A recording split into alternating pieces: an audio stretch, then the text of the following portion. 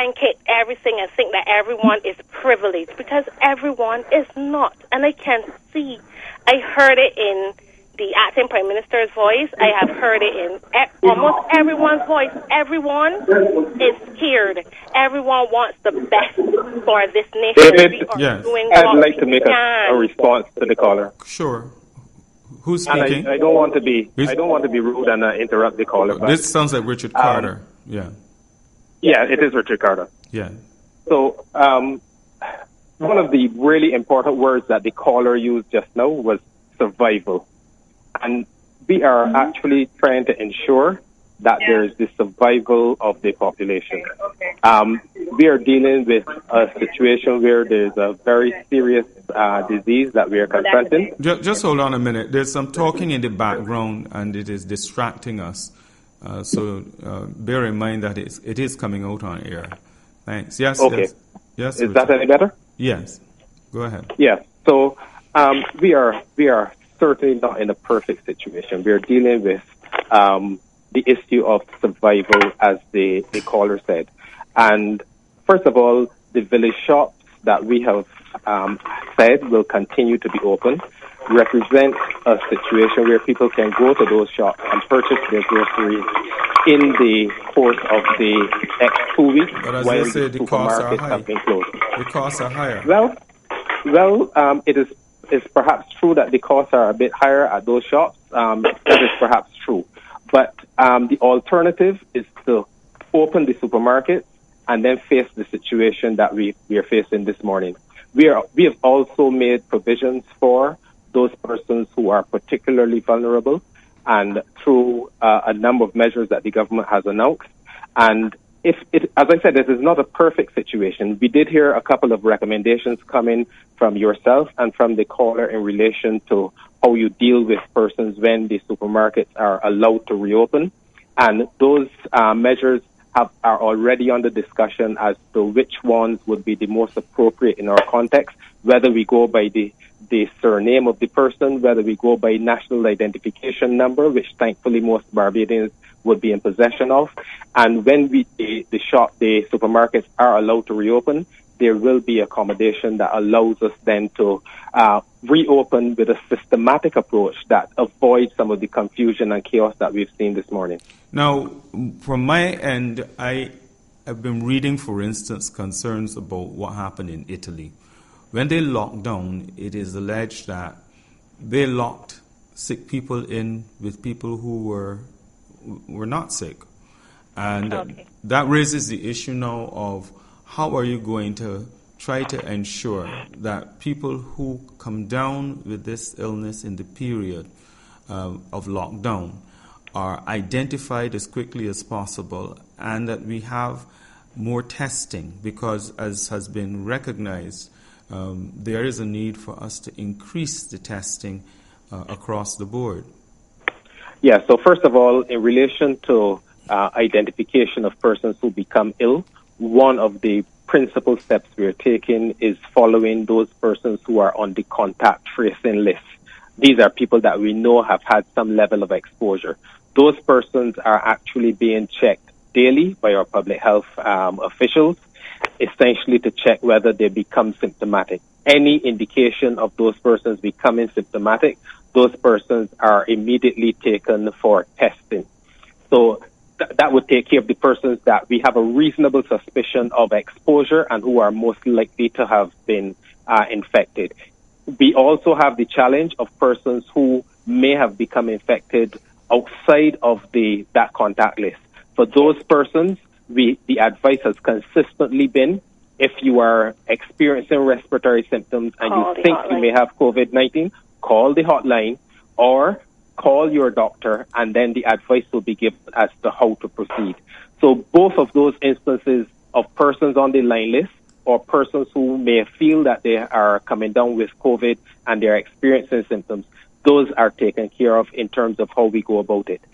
Finally, in relation to the issue of testing, mass testing of persons is a luxury that we currently do not have because of the limitations on the availability of test kits of swabs and of the other things that are required to do it. And therefore, we are limiting the testing to ensure that the resources we currently have at our disposal are used for those situations where they are really, really necessary. Mass testing of the whole population is not an option that we can use at this moment, and it is perhaps not indicated given where we are in the course of the epidemic. And I'm curious about how you are dealing with the people who are in mandatory quarantine, the extent to which, those people, there are some people who may be in quarantine but are not necessarily ill, and then there will be some who will start to show symptoms. So the question of to what extent they are together or separated is is an issue that has been raised. Okay, that is very easily managed from a public health point of view. I've been in discussions with our public health officials who man the quarantine and the isolation centers. Quarantine is for persons who may have been exposed but are not ill, are not showing any symptoms. Those persons are checked daily, and in fact, they're checked twice a day. Any person who becomes symptomatic is immediately taken out of quarantine and tested, and they're not allowed to re-enter quarantine unless they're proved negative. If they're proved positive, they're immediately placed in isolation. So the only persons who will be co-mixing are either persons who are positive and therefore can't give it to one another, or persons who are negative, and at the point that a person becomes positive, they're immediately taken out. Answer this. I'm a dialysis patient, and whilst I was given a pass to travel outside the curfew time, my husband who transport me does not. Will this pass cover both of us? Yes. Yes. The answer to that is yes. Another person says, he's a taxi driver. He got a call that he's supposed to take somebody to the airport tomorrow. What should he do?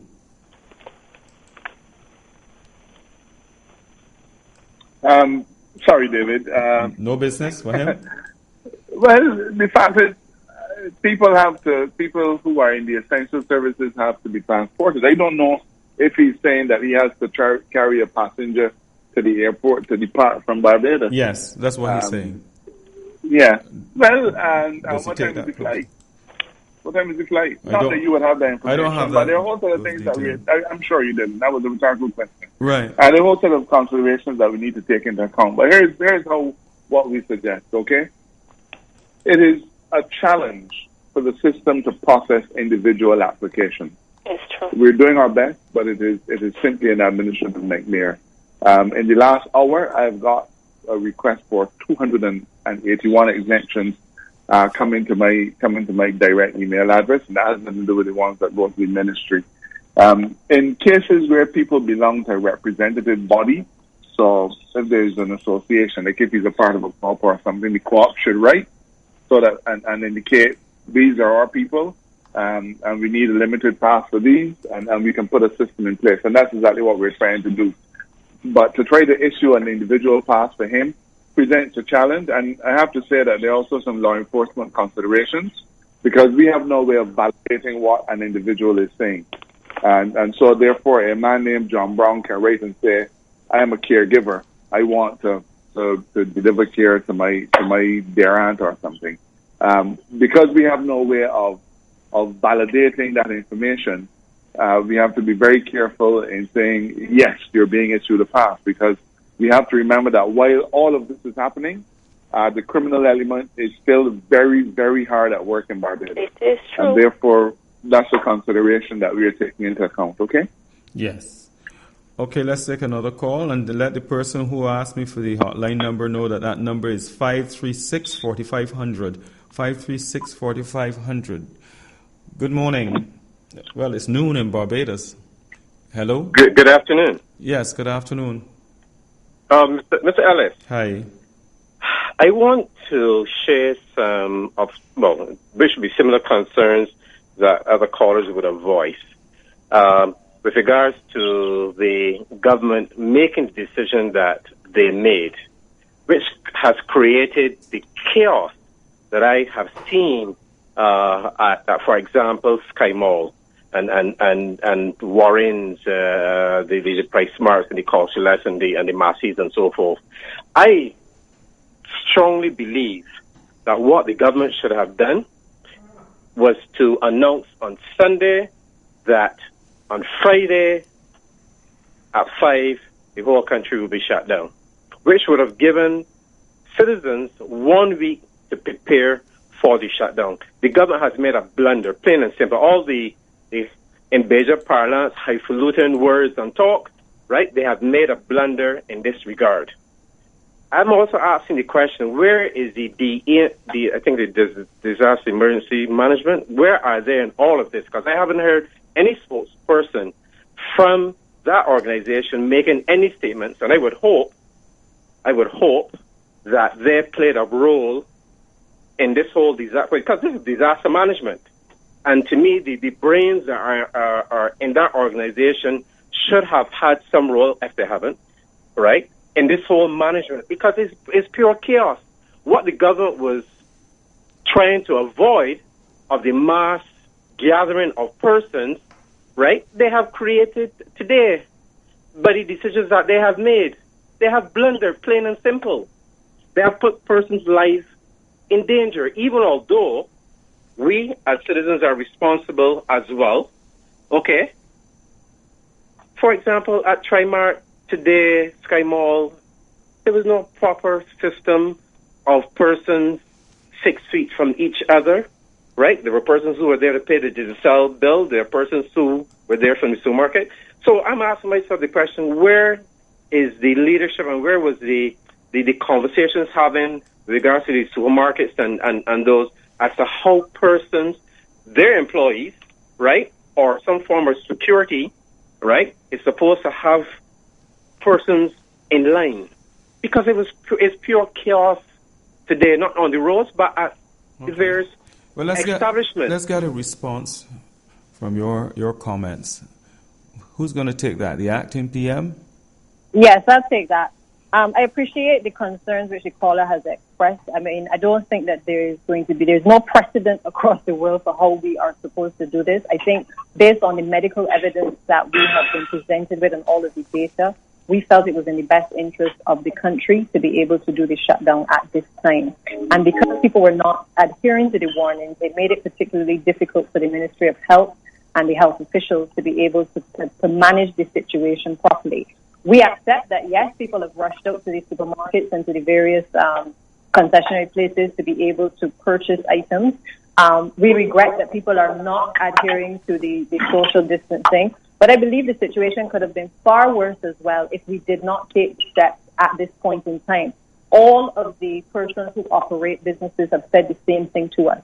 They are very concerned not just about the public, but they are concerned about their own workers. And I want the caller to understand as well that this is a public health emergency. He's spoken about disaster emergency management, but this is really a public health emergency situation that we are dealing with. And at all times, we've been guided, and the Ministry of Health has been involved in the decision-making process to guide us as to what was necessary at each step of the way. So I can give him that assurance that is, we are doing things because we are guided by. So I can give him that assurance that is right now because we are guided by. So I can give him that assurance that is right now because we are guided by. So I can give him that assurance that is right now because we are guided by. So I can give him that assurance that is right now because we are guided by. So I can give him that assurance that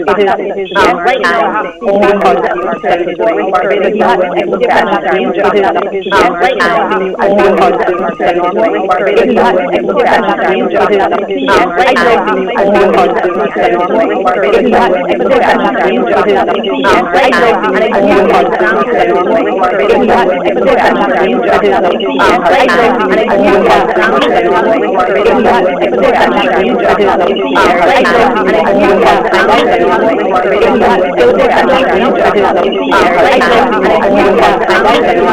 And I they're huddled together, and we can't allow that to continue. These are some of the realities that we've been facing. So the restrictions are nothing that we take pleasure as a government in doing, but they're necessary at this point if we are to be able to control the spread of this virus and to be able to manage it given the necessary resources that we have available to us at this time. I'll let Mr. Carter also speak to the issue of the Disaster Management Agency as well. Yeah, just a quick response on the Disaster Management Agency. So the government put in place and stood up the Augmented National Security Council, which included the Office of Disaster Emergency Management. And members and representatives of that agency have been sitting in consultation, and they're openly invited to the Health Emergency Operations Center, which makes a number of the public health decisions. So just to assure the caller, if an assurance were required, that the Disaster Emergency Management Agency is part of the discussions and planning of the government of Barbados. Mr. Ellis, I'd like to make a comment. Yeah. Okay, I understand all that has been said. Yes. Right? And I'm still going to hold fast that the government has made a blunder in this regard. Now, I have no problem with this shutting down, and I think maybe Barbadians don't have a problem with this shutting down, because a lot of Barbadians were calling for it. Yeah. Based on the news reports worldwide, China, USA, England, Italy, and those, that they have shut down. But I'm making the point here is that unless the responsibility is on those entities, the supermarkets and those, to control the masses of Barbadians, right, with whatever management system that they would have put in place in order to curtail and to control the crowd. This guy was watching this stuff from Cayman Islands and sent this message. He says that in Cayman, what they have done, shopping and banking has been done on certain days by alphabet. So if your last name ended in A through M, you shop on Mondays, and you work it out that way. Other people have said a similar thing. So perhaps this is that further reinforces my point of giving a week's notice. And I use Sunday as an example to announce the shutdown, which would occur on Friday, and that could have been implemented. Yes, these are uncharted waters. I understand that, and we are educated. Yeah, but how do you put it? Let's accept. Follow all the international rules. Okay, but let's accept what you said, that it could have been done differently. The issue that we must confront now is, how would you suggest that we correct it now? Okay, good. But let me make a suggestion here. Mm-hmm. Right? And I don't know if it's too late, but we have it at 5 o'clock. It's now 12:05. They should have at least 2 police officers, maybe 3, as well as 2 defense force personnel, maybe 4, at each of those locations. I saw Mati, I saw Trimar, and I think possibly had the lines in terms of the tape that you're supposed to keep 6 feet distance.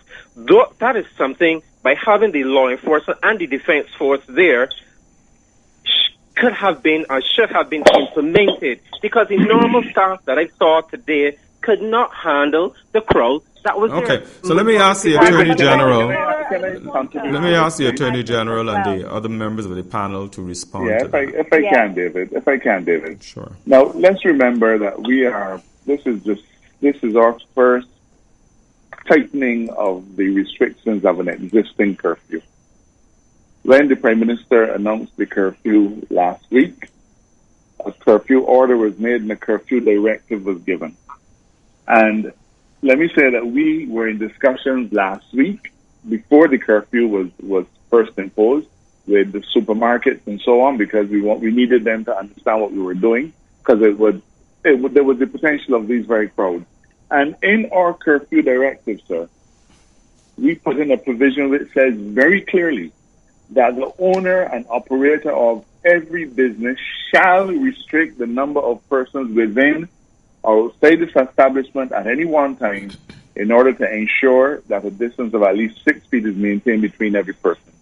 Now, from day one, we put the obligation on the owners of the business to ensure that Barbadians, either inside or outside, maintain social distancing. They've always known that this was their obligation. So please don't try to put this particular issue on the government. I've traveled on the roads this morning and I've gone to supermarkets and I've seen Barbadians lined up, properly distanced, without the bunching and without the crowding. So let us put this particular problem where it really lies.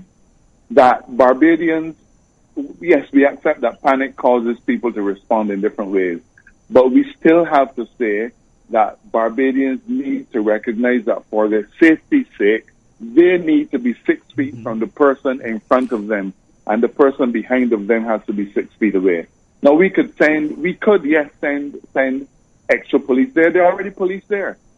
If the caller would go to any of those locations, they would see that there are police from the tactical response unit on location.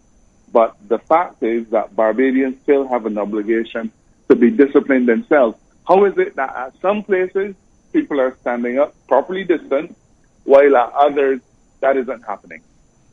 On the road here today, people are properly distant. So I think the caller has to accept that, yes, there is panic. Yes, there is a challenge. But if Barbadians operated properly and following the mandate, we wouldn't even be having this discussion. Okay, let's take another call. I just want to add, David, as well, that, yes. The reality is that when we talk even about Cayman Islands, we're talking about 30,000 people. Yeah. Barbados has over 300,000, and therefore we're talking apples and oranges. Now, the fact of the matter is that we do have a plan in place in terms of how we will get Barbadians, not just through today, but also next week, and to be able to take them to the curfew and beyond, because there must be a Barbados when we are finished with all of these measures, okay? So it is not to say that today everything comes to an end and we haven't thought through the process of putting a curfew in place. But I want Barbadians to appreciate that we've had to take these measures first and foremost for their own safety. Because there are a few Barbadians who have not paid attention to, as the Attorney General has said, the physical distancing mechanisms that we've been repeatedly saying. We can't only put it on the government. We also have to say that there's individual responsibility as well that must exist. And really, we are all in this together. We provide the information as a government. We are asking and calling on Barbadians to hold our hands at this point and to be able to do these things that we're asking them repeatedly to do. Ensure that they sanitize, ensure that they wash their hands, ensure that they keep a safe physical distance from persons. But at the point when they do not heed the call and the warnings that we've been giving, we have no other choice but to protect the vast majority of the citizens of this country. And it should really be seen in no other context than that, David. Well, I suppose that we understand what your objective is. If, however, you make a decision that at the end of the day creates the very environment that you're trying to avoid, then I think both the people who make that decision and the public will both have to share some responsibility for it. Because if coming out of today, we have a significant increase in the numbers associated with this particular virus, then the whole objective could be counterproductive. That's the point that some people are making. But I think the message has to constantly be put over that while we are closing today, and we've made the announcement that we're closing today, we've also said we have continued our discussions with our various stakeholders. We've looked at the whole issue of e-commerce. We've looked, as the Attorney General has said, we've continued to look at the exemptions for the persons who require the exemptions, but we do so obviously with caution as well, because we still don't want to grant exemptions just for the sake of it.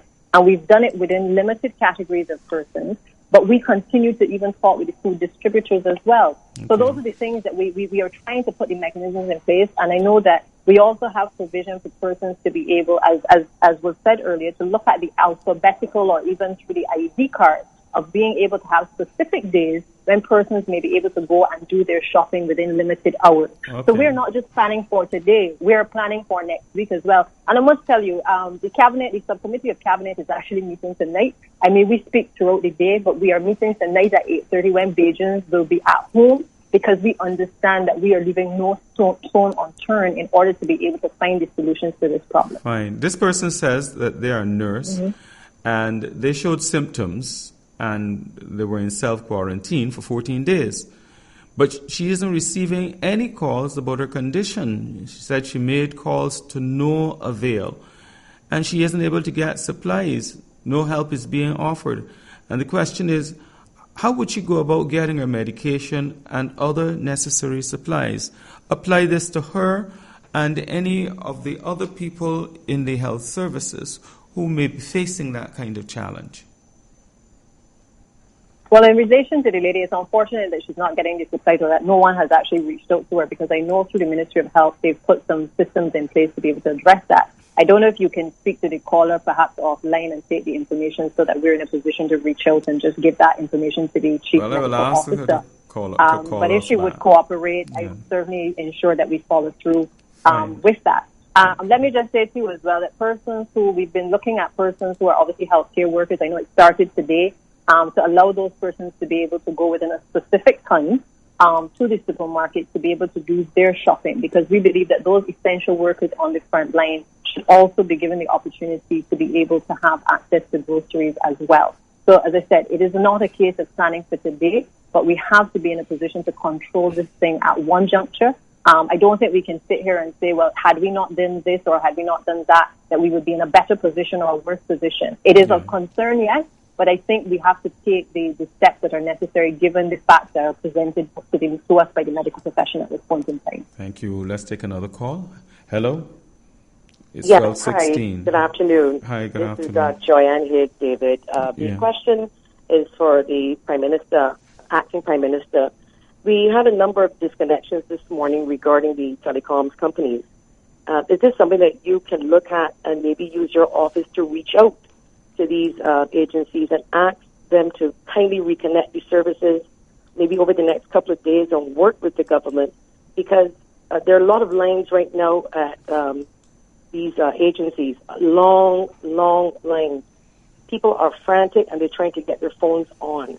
And in keeping with what you did with the BWA and asking for reconnections, can that consideration be given to that? Yes, Joyanne. Let me just tell you that we would have made what the Prime Minister's substantive Prime Minister would have made representations to the general public, to all of the business community previously, asking them to be patient with persons who would owe them at this point in time, as well as even the landlords, to not try to put out people at this time and also try not to enforce whether it's rent arrears or any other debt at this particular period. So that hasn't changed in terms of the government's position.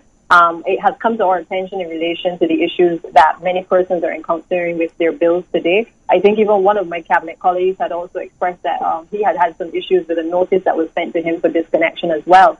So at MIST, Senator McConney is actually looking into this now to have a word with the providers to be able to ask them through this period to be able to give some leniency to the general population. I think you would notice that our approach has been that while we are encountering all of these issues that are facing the country, we also recognize that with the gas stations, they're usually the outlet where people would top up their phones. And we've made the concession because we want people, when they're home, to be able to still have messages coming to them in relation to the public education messages about COVID, as well as updates, and also to be able to stay in contact with the general community.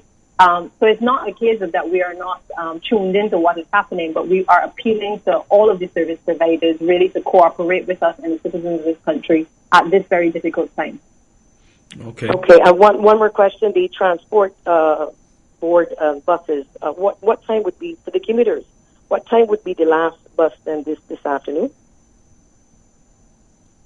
I don't think we haven't changed the transportation. I know in the initial stages, we had some concerns because we had attempted to shut it down a bit earlier.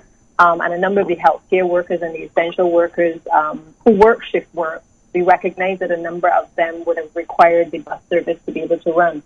I think that's now 10 or 11 o'clock. I think the last bus is traveling. But we've also asked people to make arrangements in terms of their own, through the entities. A number of them have made private arrangements for their staff to get home, recognizing obviously that not everyone takes the public transportation.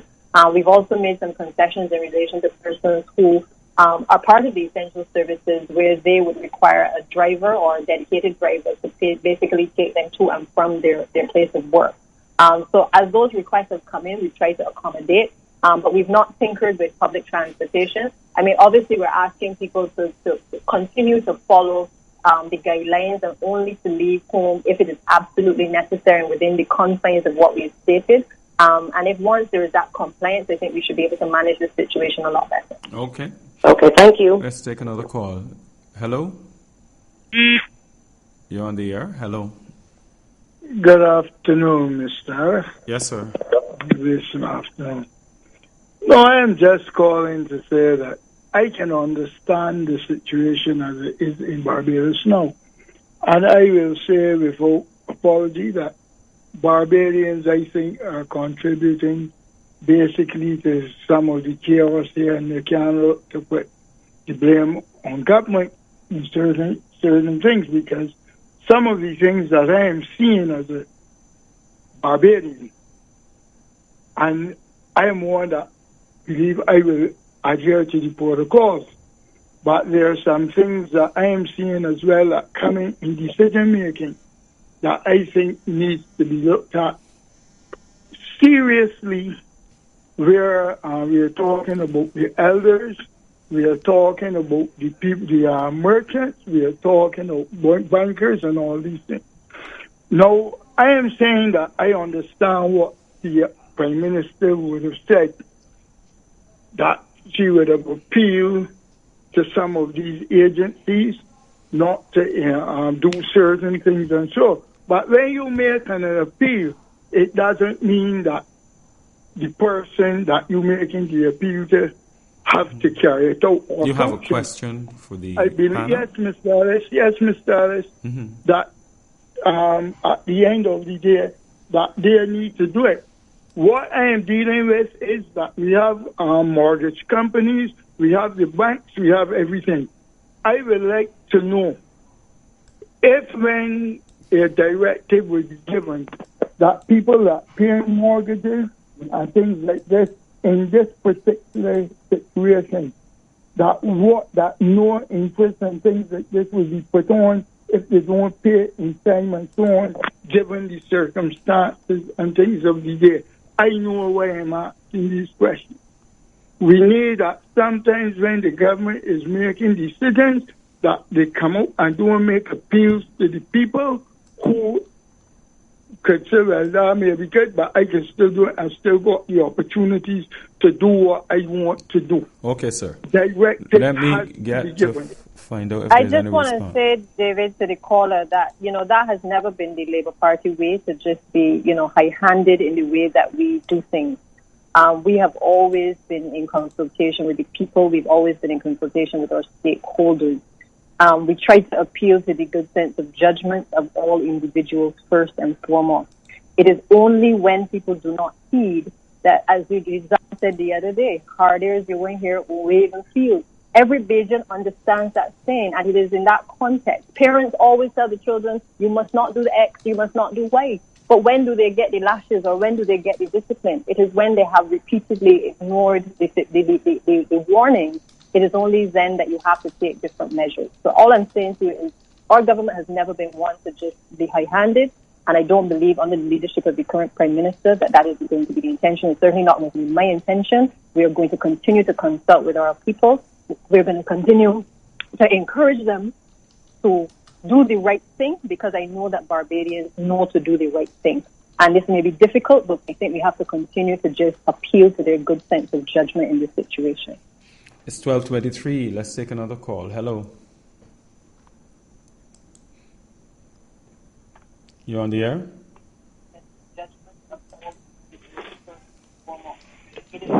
Are you there?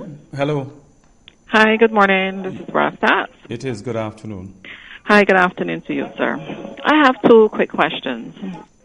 I work in a funeral home, which is supposed to be considered an essential service.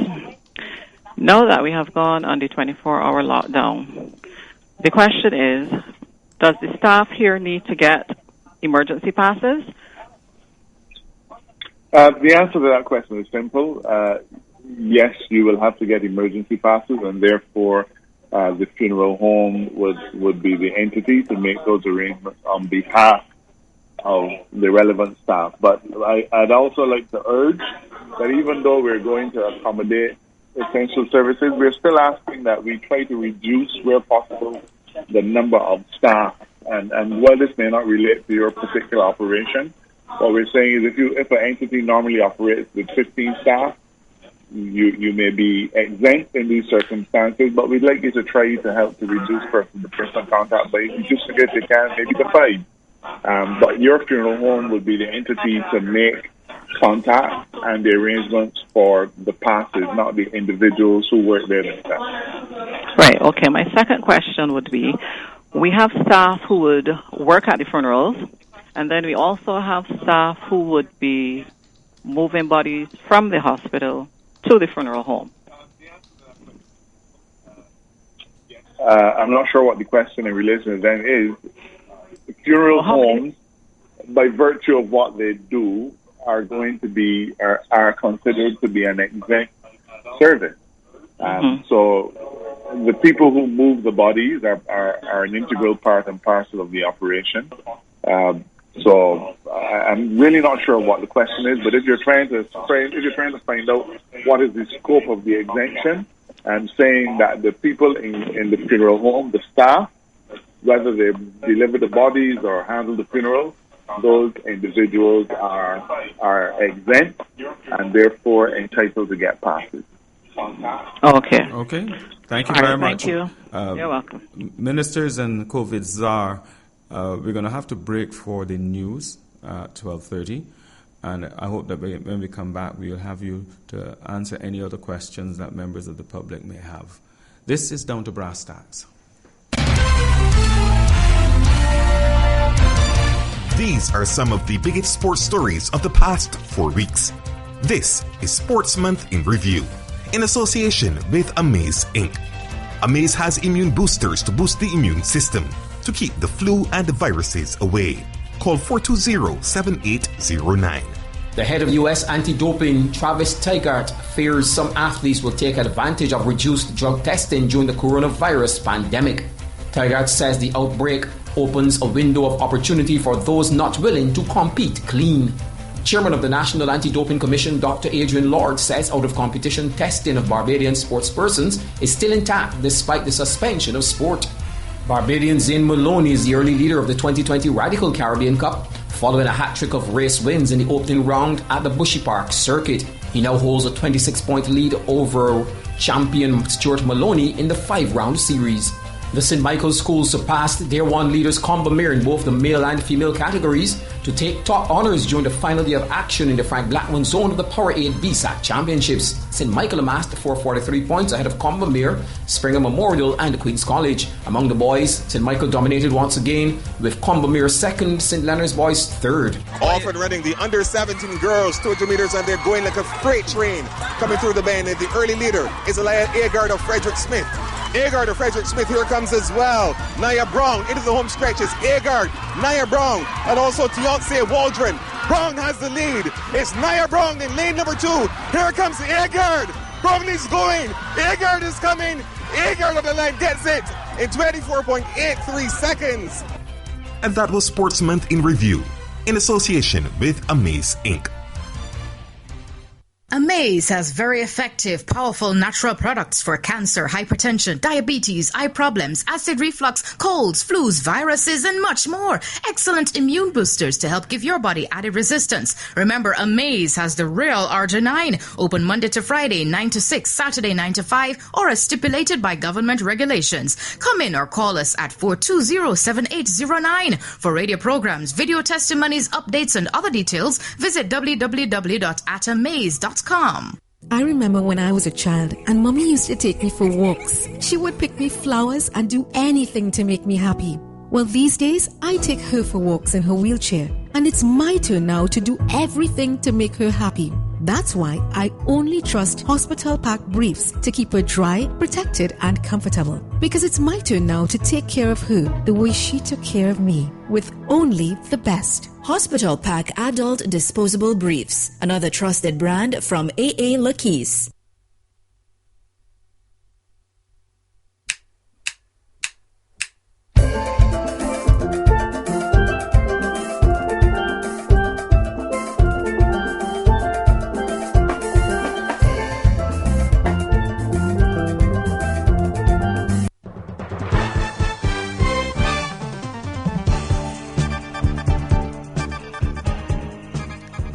In the lunchtime edition, widespread scenes of chaos and panic at supermarkets across Barbados today as anxious shoppers try to stock up on supplies ahead of today's 5 p.m. shutdown of food stores as a 24-hour curfew goes into effect for 2 weeks. This as the acting Prime Minister and other top officials call for calm and patience, reminding the public COVID-19 is a crisis situation. The acting Prime Minister Bradshaw warns the situation might have been much worse had the government not taken action. Other Caribbean countries ramping up their COVID-19 measures, and the Ghana Elections Commission agrees to a national recount of ballots cast in the general election. Good afternoon. I'm Stetson Babb. This is the latest. And the latest comes to you with the kind compliments of CIBC First Caribbean and the Insurance Corporation of Barbados. Always there when you need us most. When we use our passion to create something special, we cherish the experience that brings the result. It isn't always smooth sailing, but that's the beauty of it. Because through experience and the help of knowledgeable partners, we learn and grow together. And we dream bolder dreams for the future, confident that your passion and our expertise will bring an ever bright tomorrow. ICBL, always there when you need us most.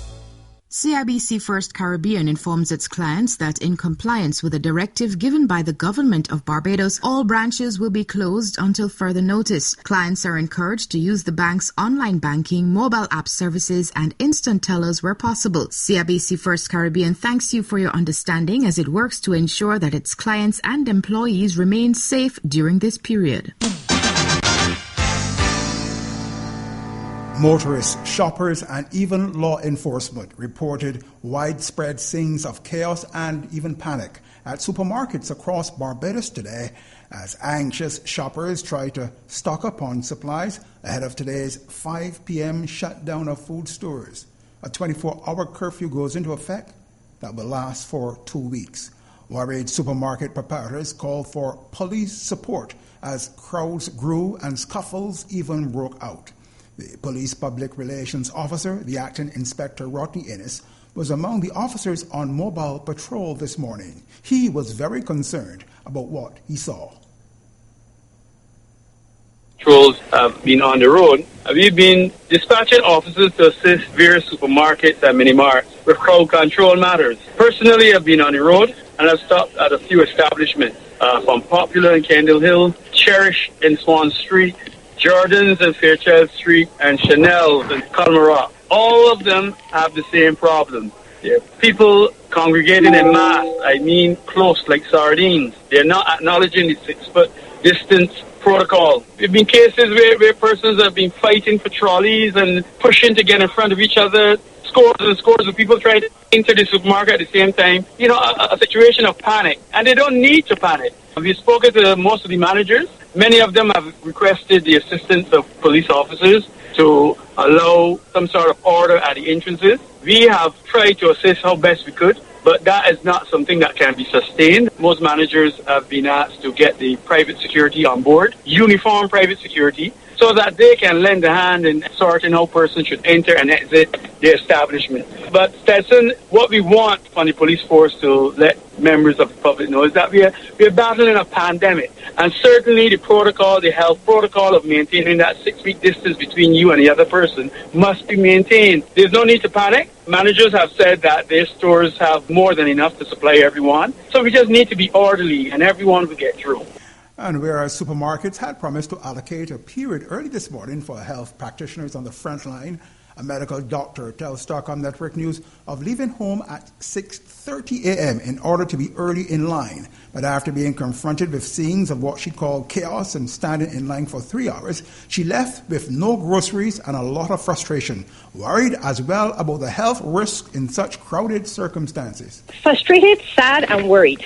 Frustrated because, we did get there early. We got into line. I was hoping that at one point I did quote, and we were mentioning we thought they might have more security to make sure that the lines were kept, in order. Sad because you saw that they were not keeping that as it should. You got into the line, you were there early, so you would have thought you would have gone in that order. And worried because, of course, there's no way the 6-foot, distance was being kept in order. And 2, because everybody was talking, shouting, and clustered up. Well, I moved away because I was trying to keep the 6-foot, distance. And I moved away because of how it was. Chaos. If you could put it that way, chaos. But because of my concern, I actually put on my mask. I actually put on a mask because I carry a mask in my bag. And speaking of VOBs getting down to Brasstacks call-in program, the acting Prime Minister Sanchia Bradshaw stressed the measures are absolutely necessary. Based on the medical evidence that we have been presented with and all of the data, we felt it was in the best interest of the country to be able to do the shutdown at this time. And because people were not adhering to the warnings, it made it particularly difficult for the Ministry of Health and the health officials to be able to manage the situation properly. We accept that, yes, people have rushed out to the supermarkets and to the various concessionary places to be able to purchase items. We regret that people are not adhering to the social distancing. But I believe the situation could have been far worse as well if we did not take steps at this point in time. All of the persons who operate businesses have said the same thing to us. They are very concerned not just about the public, but they are concerned about their own workers. And I want the caller to understand as well that this is a public health emergency. He's spoken about disaster emergency management, but this is really a public health emergency situation that we are dealing with. And at all times, we've been guided, and the Ministry of Health has been involved in the decision-making process to guide us as to what was necessary at each step of the way. You know, we are doing things because we are guided by the persons who know better than we do. The fact is that there are 24-hour curfews in about 7 Caribbean countries. And in the lead up to the curfew hour, there were backups at supermarkets that in all of the territories. Barbados is no exception. It is yes, perhaps seen by some as a risk, but it is a risk, I think, that when we look at the danger of allowing people to just continue as though it is business as normal, it is a difficult for us. We cannot allow it to continue. Acting Prime Minister Sanchia Bradshaw in the Lunchtime Edition. And the Lunchtime Edition comes to you with the kind compliments of CIBC First Caribbean and the Insurance Corporation of Barbados. Always there when you need us most. When we use our passion to create something special, we cherish the experience that brings the result. It isn't always smooth sailing, but that's the beauty of it. Because through experience and the help of knowledgeable partners, we learn and grow together. And we dream bolder dreams for the future, confident that your passion and our expertise will bring an ever bright tomorrow. ICBL, always there when you need us most. The Attorney General, Dale Marshall, has promised that security officers and others in areas considered essential will get passes to move around. And speaking separately to Starcom Network News, Minister of Agriculture and Food Security, Inda Weir, also gave the assurance the farming sector is being treated as an essential service, and people, including the workers at the Portville Sugar Factory, will get passes to allow them to be mobile during the curfew. Persons at Portville Factory should by now or should be in the process of also receiving those passes that are required for them to be on the road. All of the feed suppliers in Barbados, including the lone feed manufacturer in Barbados, have also been given exemptions. The feed suppliers were allowed to open from 9 a.m. to 2 p.m., where farmers can still have access to feed because you don't want the animals to die. Quickly now around the region and the world, another person has died of COVID-19 in Trinidad and Tobago, bringing the total number of deaths there from the virus so far to 6. In addition to this, 3 COVID-19 cases were confirmed yesterday, bringing the number of confirmed cases in Trinidad to 97. 44 Grenadians have been charged in the last 24 hours for breaking a government-imposed 24-hour curfew to help slow the spread of the coronavirus. The Cayman Islands Premier Alden McLaughlin says curfew measures across the territory will be extended and toughened following the confirmation of 5 new COVID-19 cases there. The government of the Bahamas signaled it will not be accepting people infected with COVID-19 from ships that have been stranded in Bahamian waters, despite a Coast Guard bulletin that foreign flag vessels should seek help from countries in which they are registered. The Pan American Health Organization, PAHO, appealing for $94.8 million from donors to fund priority public health measures to help Caribbean and Latin American countries face the coronavirus. The White House expected to advise Americans in the coronavirus hotspots to wear cloth masks or scarves in public to help stop the virus spread. And in other news, the Ghana Elections Commission today agreed to a national recount of ballots cast in the March 2nd general election. Our top stories. Widespread scenes of chaos and panic at supermarkets across Barbados today as anxious shoppers try to stock up on supplies ahead of today's 5 p.m. shutdown of food stores as a 24-hour curfew goes into effect for 2 weeks.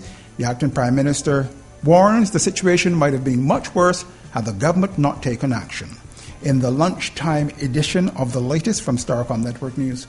Starcom Network, a member of the OCM Group, and Stetson Babb. Good afternoon.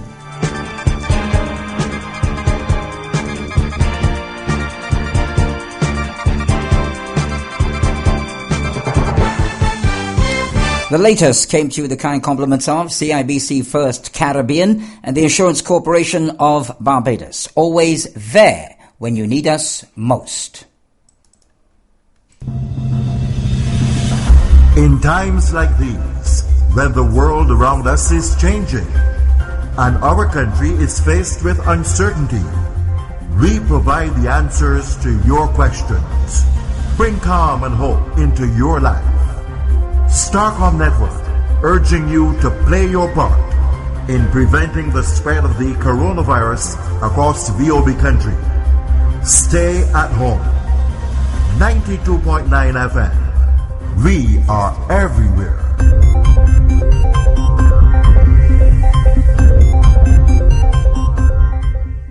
Sagicor wishes to urge clients to use any of their convenient online payment options in observance of the government's restrictions on non-essential business activities.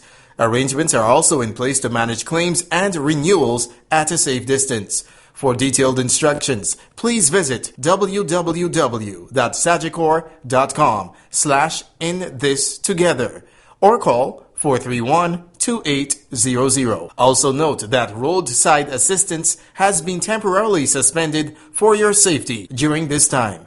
Sagicor General urges you to be careful and stay safe. In compliance with the 24-hour curfew instituted by the government of Barbados, Starcom Network Incorporated will at this time put a hold on our Destination Disney promotion until the curfew has been lifted. Thank you for your support and understanding. We encourage you to stay safe and adhere to all of the government's safety measures at this time. The management and staff of Unicommer Barbados Limited wish to advise customers that due to the measures implemented by the government of Barbados, our Quartz, Quartz Optical, Quartz Ready Cash, and Radio Shack retail stores will be closed until further notice. We sincerely apologize for any inconvenience. Unicommer encourages all Barbadians to stay safe during this time. We can get through this together. We urge the public to stay tuned to the media for updates on our operations. Guardian Group wishes to advise valued clients of Guardian Life of the Caribbean Limited and Guardian General Insurance Limited that we have adjusted the delivery of our clients' services. Our offices at Infield House, Upper Colomorock, are now closed due to the legislative guides of the authorities. We remain committed to serving you and wish to advise on alternative ways to make payments, claims, and transact any other insurance business by visiting www.myguardiangroup.com for further guidance. Thank you for your understanding, and we urge everyone to stay safe. In critical times, you need critical news. The Nation Publishing will now be open from 10 a.m. until 2 p.m. to service all your advertising and subscription needs. Can't come to us? Then give us a call before 5 p.m. at 430-5504 or 5500 for subscription queries, 430-5517 for advertising, or 430-1234 for our editorial department. You can also email us at either subscriber, advertise, or editorial at nationnews.com. Nation News, your time, your way. The public is asked to note that the opening hours of the Queen Elizabeth Hospital Pharmacy have been reduced. The pharmacy will now be open from 8:30 a.m. to 5 p.m. on weekdays and weekends.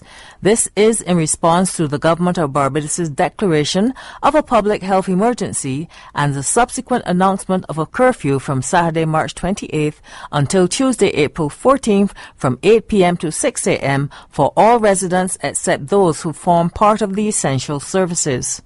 Persons visiting the pharmacy are reminded to observe a 3-foot or 1 meter space between themselves and others, and after submission of the prescription, to return to their seat until their name is called. Have you ever felt overwhelmed or frustrated when faced with problems with your computers and devices? Don't worry, it happens to the best of us. That's why we at TechPals.com connect you with highly skilled IT experts to give you immediate help with computers, smartphones, tablets, and more with just a few clicks. We match you with your preferred specialist to give you live assistance wherever you are in the world. Trade panic for peace of mind with TechPals.com. Visit us online at TechPals.com. Massey United wishes to inform its customers that based on the advice of the authorities, our accident and breakdown response service will be suspended from the 2nd of April 2020 until such time as it is deemed safe to resume. Should customers have an accident, they are urged to contact our emergency number at 230-4997. They will be required to take photos, information on the other party, and submit their claim online at www.masseyunitedinsurance.com.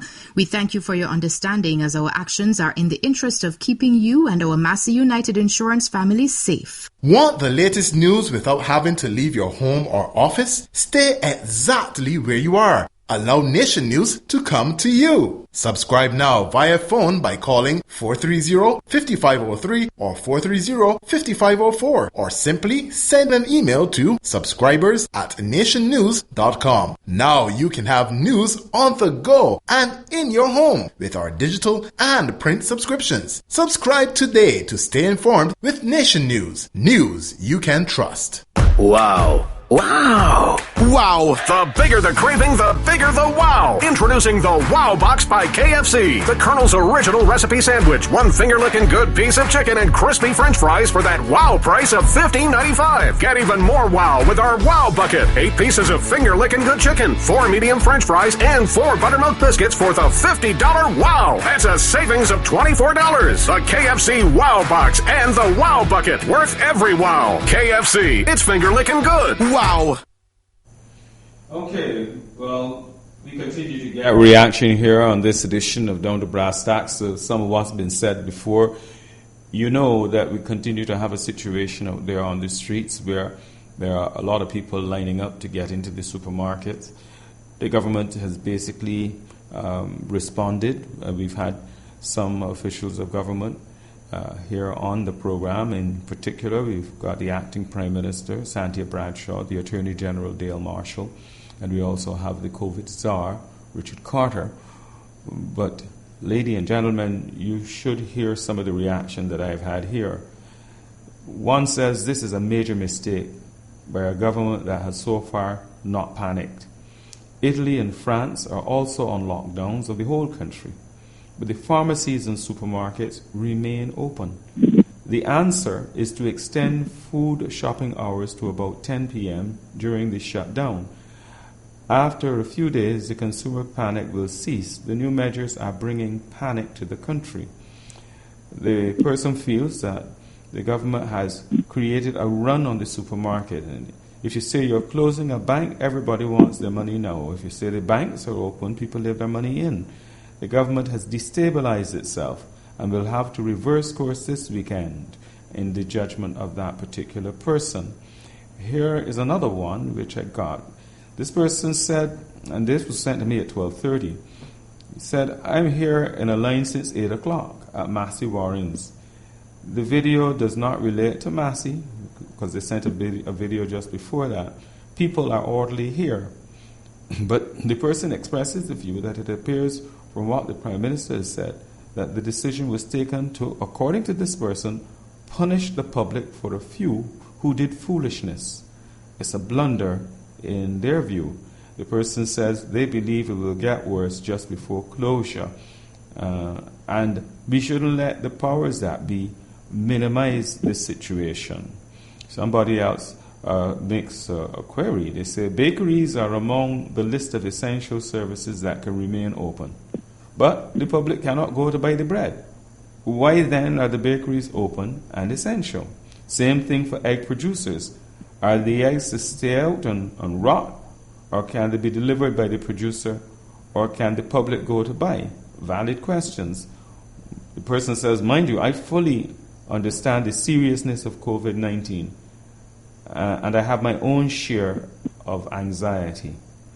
Okay, so those are some of the reactions that we've had to the government's response to all that has been happening here.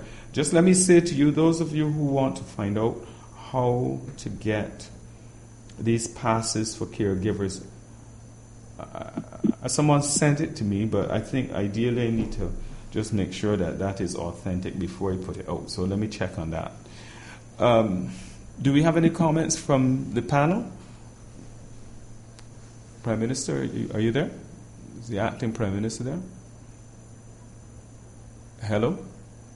In the meantime, let's get a call, and we'll see if we can reestablish that connection with these government officials. Hello? Hello? Yes, welcome. Good afternoon. Yes, good afternoon. Yeah, I have a concern here. Now, the public of Barbados went to the polls in 2018 and voted a government which consisted of 30 members, 26 which are ministers. Now, right now, Barbados is in a crisis. And I heard the dear Prime Minister 2 weeks ago say all hands should be on deck. We take off our political hats, and she expects everybody to give a helping hand. Now, during this crisis, I'm only seeing 2 or 3 ministers performing or up front. You get the Prime Minister herself. Right now we have David, I don't want to cut off the caller. We have Santia. Just give her, let her land, okay, and then they will come to you. Yes, you were saying. Yeah. Santia Bradshaw. We are seeing Mr. Bostic. We are seeing the Attorney General. You want to see the entire cabinet? You want to see the entire cabinet? No. What about the other ministers and helping their constituents? Okay. When there is a Christmas party, you see all of them. When there is when they're giving out school stuff, you're seeing all of them. Why we are not seeing them now? We are not saying that they have. So you are saying that with COVID-19 and all that is being said about it, you would like to see them in the constituencies? Yes, helping some of the same old people. Well, let the minister respond to that. Let the Attorney General respond. Yes. First of all, I thank the caller, and we always love criticism. We're not afraid of it. Let me say that I don't want people to think that our colleagues are not hard at work, even though the voices of the government at this time may appear to be few. That is not to suggest at all that the others are not laboring with equal energy. But when we manage a crisis, the important thing is always that you don't need everybody to be speaking, because at that point in time, then chaos and miscommunication arises. We've managed this in exactly the same way that we deal with any other crisis. You have a no, that's not good enough. Just hold on, ma'am. We cannot manage a. I understand. I appreciate that your comment is twofold. So let me say first of all, your criticism was that you're not hearing the others. She wants to see you in the constituencies. No, I understand. I'm not seeing them. Let me please. I'm going to answer, but I got the impression that she said she's only seeing or hearing the acting Prime Minister, the Prime Minister, the Attorney General, Minister of Health. Mr. Bostic. Minister of Health. In trying to deal with this issue, we had to carve out those central departments, those central ministries that have day-to-day responsibilities. Obviously, law and order is involved, the Prime Minister is obviously involved. Health is at the center of this. Everything revolves around health. So you will only at this point in time likely be seeing those few people in the public's eye.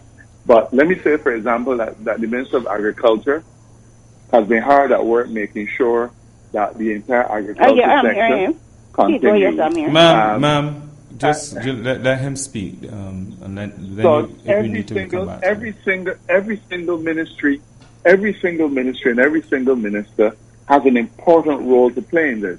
But because of that role, they may just not have the opportunity to be in the front line. But can you imagine Minister Humphrey, who's responsible for the port and the blue economy? He's losing sleep every day because we have a number of cruise ships out there. The port still has to function. Kerry Simmons, The tourism industry has completely collapsed, and so he now has to put other things in place and deal with the airport and so on. So absolutely every single one of us is focusing on his ministry's component. Regrettably, they're not in the public side, but that doesn't mean that they're not working hard. As for seeing them in their constituencies, I must tell you that in this crisis, all of us have been working 20-hour days. And we've said to them, including me, that we need to be out there more often. But at this point in time, the national interest has to be focused on saving all of Barbados. I'm sure that as the weeks go by, you will see an increased presence. But right now, all hands on deck really means all hands focused on the COVID fight. And I know that there have been some initiatives. Certainly, the government has put some programs in place to make sure that the neediest in the community, I mean, we've identified the 1,500 most needy families. That could not have been done without the participation of the members of Parliament. We prepared a number of care packages. All of the MPs have had the responsibility for making sure those care packages reach the people in greatest need over the weekend. For myself, I'm struggling to get water in all kinds of parts of St. Joseph, while at the same time dealing with the COVID issues. So I apologize if you think that we are not as visible as we should be, but this is a difficult time, and I hope that you allow us to get on with the mission critical stuff that we have to do. Mindful, of course, that all of our efforts are at securing every Barbadian, whether they're from St. John or St. Joseph, St. Peter or St. Lucie. Okay, this question of the passes for emergency passes for caregivers, I'd like this. Yeah. I'd like some information on this for the public. This is important. I have something here called emergency.pass@barbados.gov.bb. This is the email address, but I just need this confirmed. Okay. Yes. Good morning. Good afternoon. Let's take another call. Hello? Yeah, David? Yes. Yeah, I just wanted to make an intervention. I wanted to just Minister Bradshaw? I just wanted to let the country know that while we took the break, I consulted with the Attorney General and a couple of the stakeholders, and based on basically what is happening in terms of people outside of the supermarket, we decided to extend the curfew hour until 8 p.m. with the understanding that the supermarkets can now be advised to open until 5, and it would give the opportunity to the shoppers as well as to the staff of the supermarket to be able to get home in a reasonable time. Right, I think you may be aware that a number of them had the concessions granted till 5 o'clock previously, but some of them had decided that they would close a bit earlier. So we're giving the concession to allow those persons, particularly the staff and the shoppers now, to be able to get home in a reasonable time. All right, so the supermarkets will still close at 5, but the curfew, they will close at 5. But the curfew will kick in at 8, so that the people who are working will have adequate time to get home. Correct. That's exactly it. Okay. And David, just to be clear, the new restrictions take effect from 6 this evening. So supermarkets could always have opened until 5. Okay? Yes. You with me?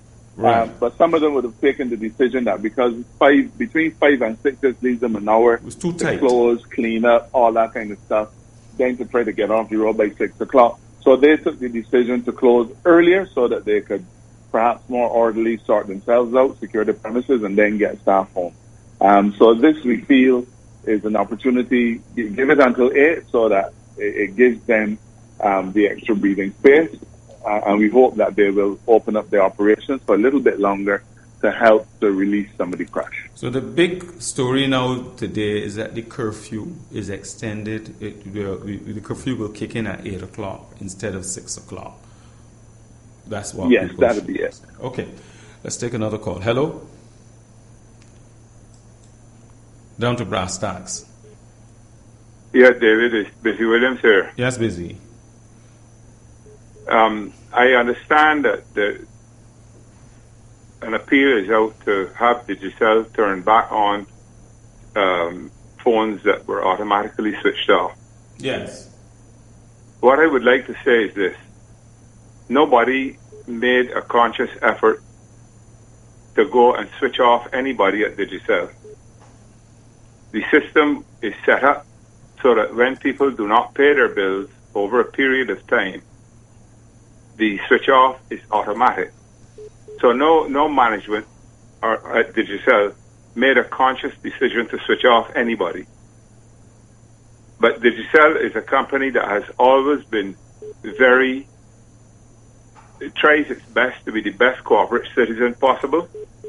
So a decision has been made with the permission of the Attorney General to go back to work and override the system so people can have back their phones until the end of the shutdown period. Now, I am appealing to Barbadians. Please do not abuse the system. Please do not, because your phone has been turned back on, please do not abuse data and use it to watch movies and all kinds of foolishness.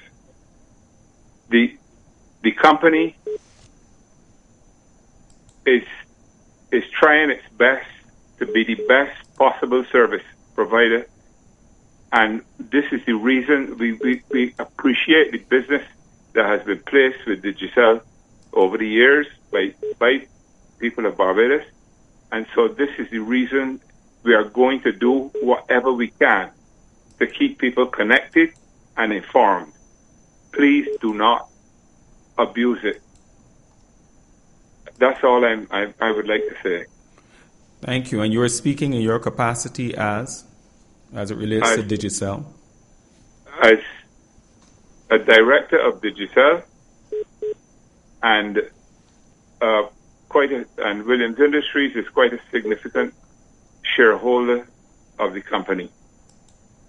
Okay. In fact, to be honest with you, I really brought Digicel to Barbados originally. So the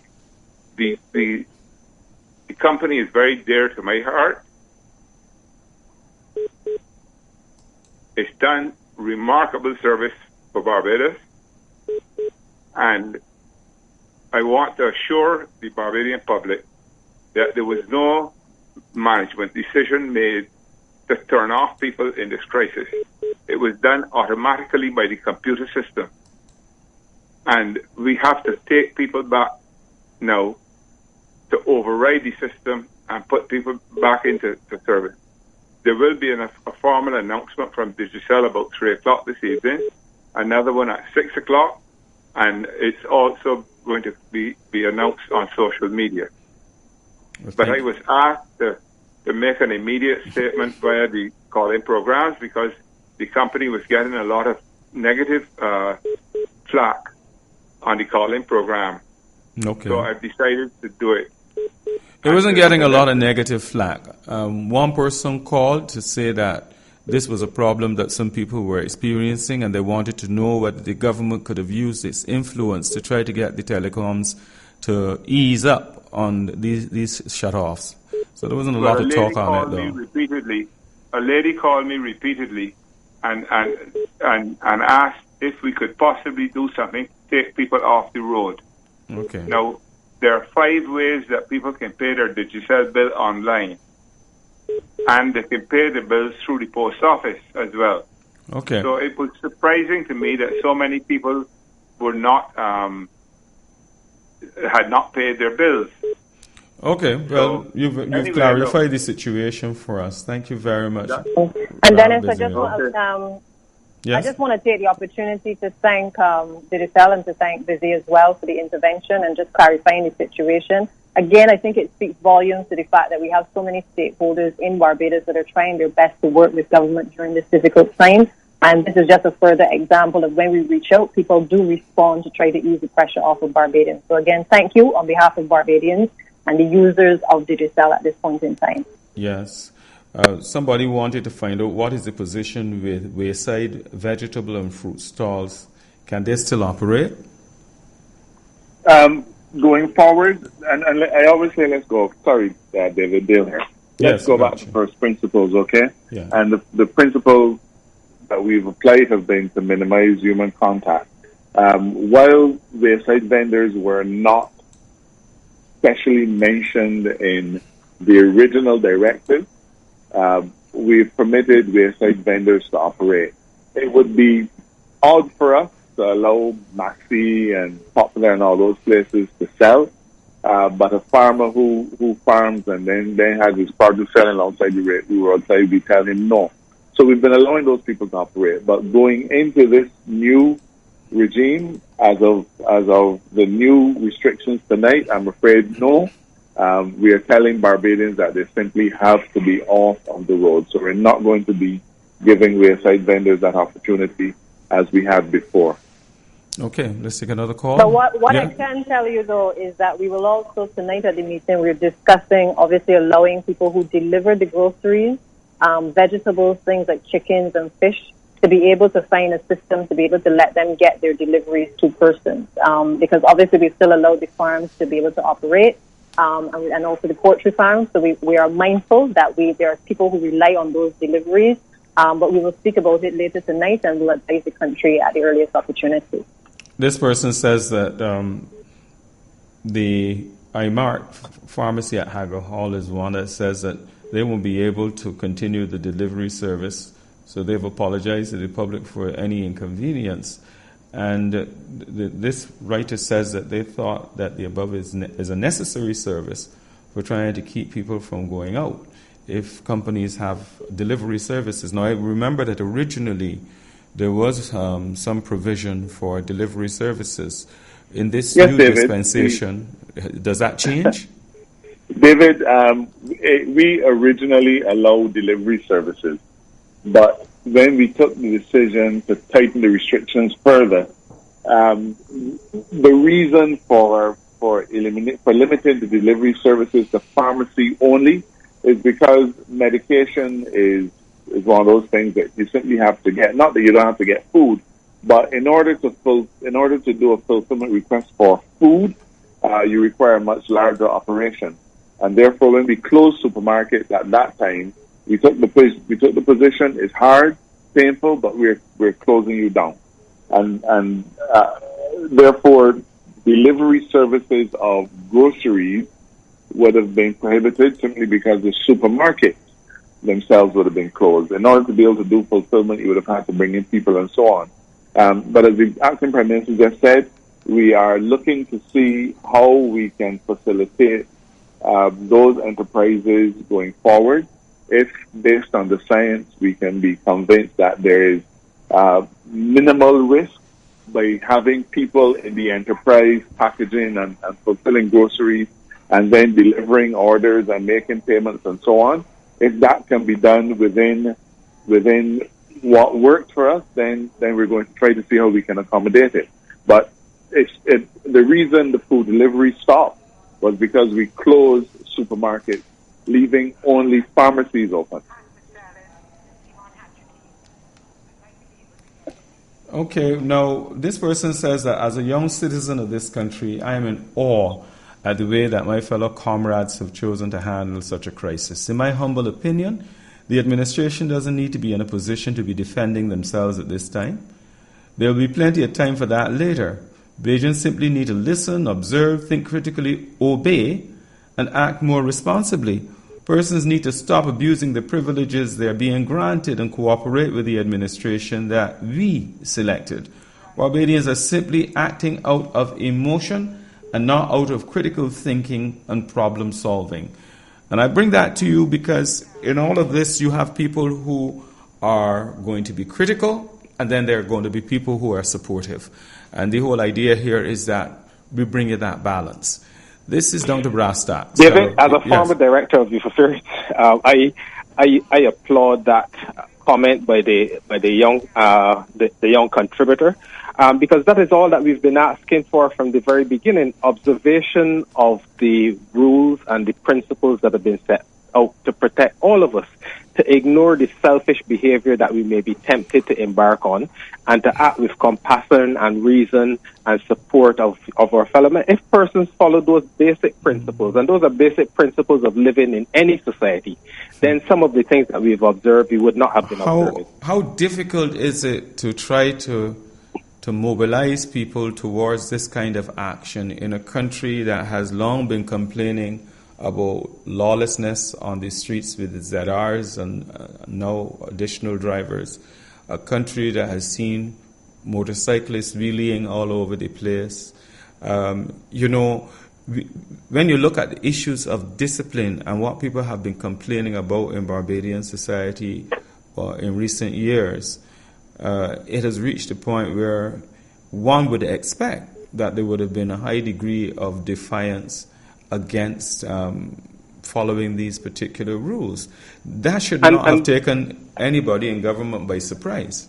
No, it did not. It would not have taken persons in government by surprise. It should not have taken anybody by surprise, because indiscipline is present in every society, even in those authoritarian societies that people have pointed to. We've seen levels of indiscipline, and we've seen people having to be carted off to prison or worse places because of defiance of public orders. So it is not surprising, but this is a situation where we have to be careful not to paint the entire society as a consequence of the behavior of what I still consider the minority. So those guys who are really around the behavior of what I still consider the minority, those guys who are really around the behavior of what I still consider the minority, those guys who are really prepared to report them. So we are promoting discipline as the way that will get us out of this. Okay. Let's take another call. Hello? Hey, hello. Yes, down to Brasstacks. Hey, no, just real quick. No, the supermarkets open, great, but the banks are closed, and the banks are only being allowed to operate the ATMs. But I've been to my bank, at least 3 of their branches, and tried 7 of their machines, and none of them take deposits. No, the reason why I try and deposit is because I followed the instructions before, staying off the road. I only going, leaving home when it's absolutely necessary, and it only became necessary after the complete shutdown was announced. So no, I have these checks to deposit. I can't deposit them, and I don't have money on me to last me for the next 2 weeks. So what am I to do? Where should I go? What's supposed to happen? Because the machines are not taking the deposit, and I don't understand how it is that the bank are is supposed to be operating the ATM machines, but the machines don't take the deposit. So, David, let me just interject here. We to the caller, I'm not sure what business you're in, but I know that we've been in discussions with the Attorney General himself regarding with the banking. Hold on, caller, just hold on. Caller, hold on. The acting Prime Minister wants to know what business you are in. I am in IT. I am in IT support. Okay. I support the businesses and stuff. Okay. Right. So we've been in discussions with the Banking Association regarding, again, some accommodations that we're getting some feedback. We're getting some feedback from your end. I don't know if a radio is on or something like that.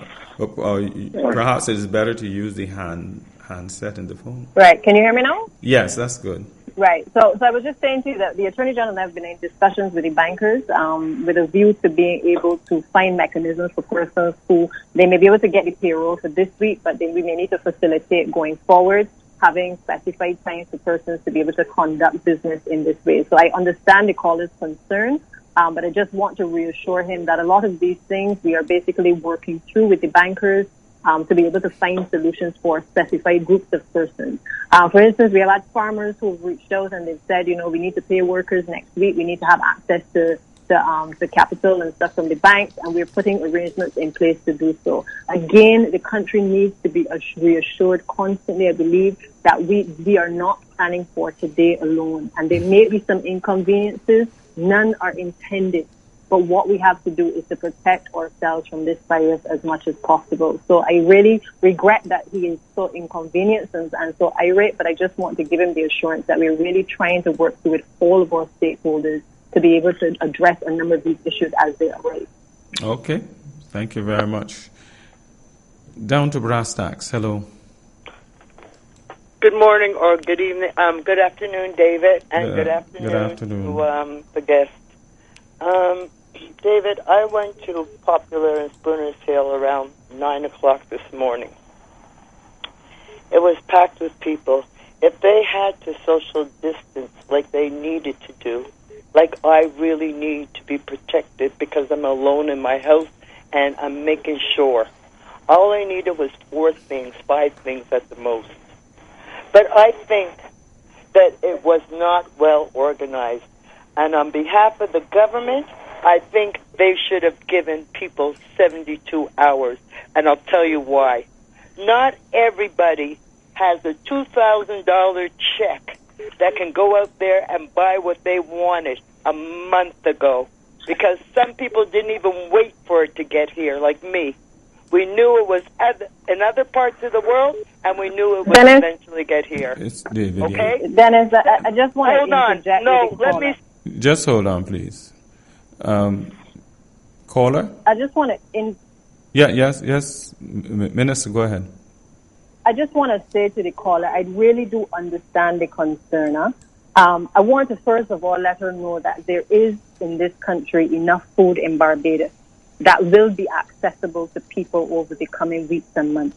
But we have to do it in an orderly and in a responsible manner.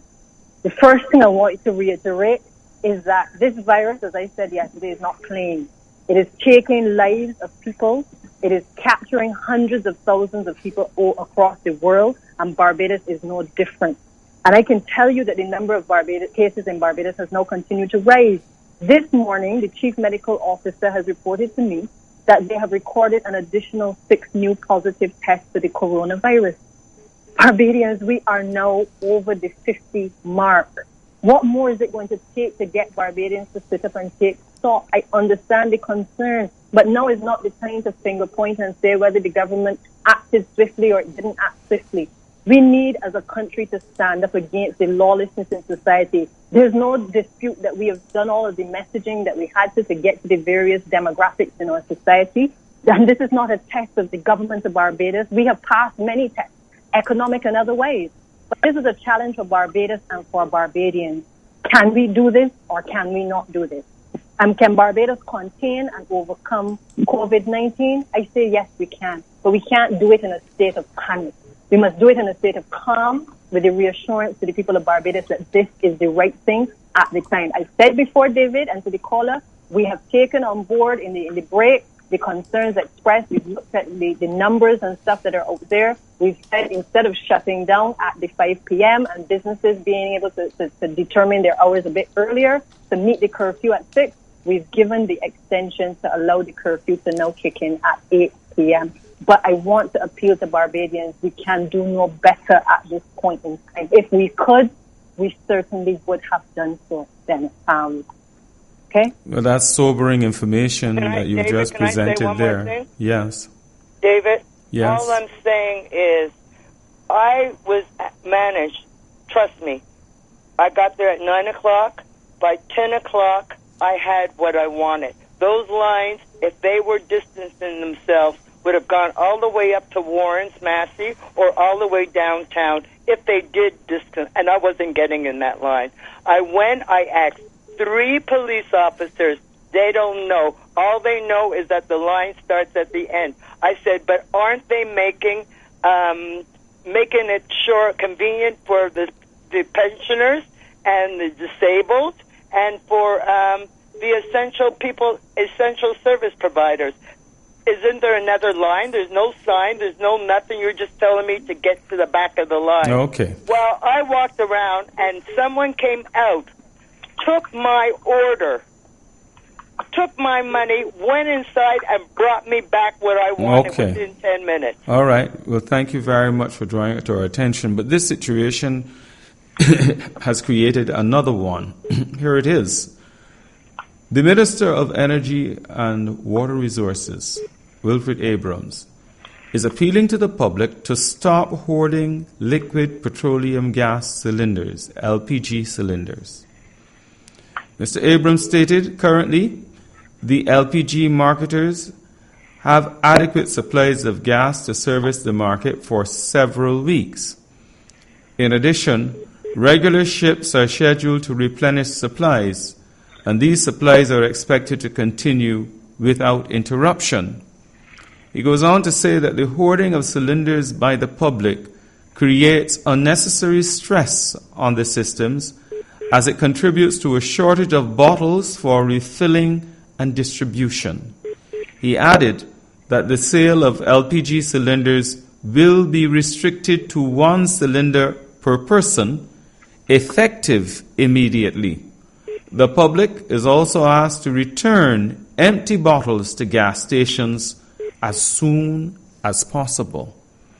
This is down to Brasstacks. Good afternoon. I was just making the observation that 52 cases is just showing you where this is going in Barbados. And really and truly, you really, everything needs to be done to try to contain the spread of this virus. And it is, for us, a real worry to have 52 cases now. Hello? Hello? Yes, you're on the air. Yes, hello. You're on the air. Hello? You are on the air. Hi, I just want to make a suggestion. I don't have a criticism. Yeah, we encourage suggestions. We are not all about criticism, you know. Okay, good. So, the supermarket. The supermarket should remain open. Let's be honest. Not everybody is going to be able to buy everything they need for the 2 weeks. And the system, which I think can work for both the supermarkets and the banks, is a call-in or email system in which you place your order, and then they will assign you a time and call and tell you when you can come and pick up your order. If you do it in the alphabetical way, someone who is down by the Z in the alphabet might need groceries before someone who is in the A and the B section. So I might not need groceries. I went shopping. I haven't left my house for 3 weeks now, but I did 2 deliveries, and now they have stopped, so I can't do any more deliveries. But I have 5 people in my house, and as much as I'm trying to control the way we're all eating, we still have to eat. And I am going to need groceries soon. So closing the supermarkets for 2 weeks, some people are going to starve. I don't think if you had listened to the program earlier, you would have heard the acting Prime Minister say that discussions are ongoing with the relevant parties to work out a schedule here that will not necessarily see them close for 2 weeks. I was making a suggestion so you didn't have the deliveries, because that would put a burden on the bottom line for the supermarkets if they have to deliver to people. Yeah, somebody says, excuse me a minute, somebody says this beep is an annoying beep. I don't know what is causing it, so we will have to work with it as it is. My apologies. Yes, ma'am, you were saying. That's okay. I have been hearing it for a while now. Yeah. No, I'm just saying that it would put a burden on the bottom line for people, for supermarkets, if they have to do the deliveries. But if you have a system where the supermarket assigns a time for the person to come and collect their groceries, then it's an in and out system, because the people inside the groceries, the employees will package the groceries for the person, and they will show up, let's say, at 3:30. They would either have paid online or they pay when they get there, but it's just them and the supermarket. There's no line, there's no crowd, and they go away, and the next person shows up, say, 5 minutes later. And not everyone is going to need groceries all the time like that. People are hoarding the stores right now because they're afraid of the 2 weeks that they won't have groceries. But if you have a system such like that, then the supermarkets would remain open only for the employees to do the stocking, the packaging, and then people can come down at their allotted times and collect their groceries. Okay. I also want to do that with the banks as well.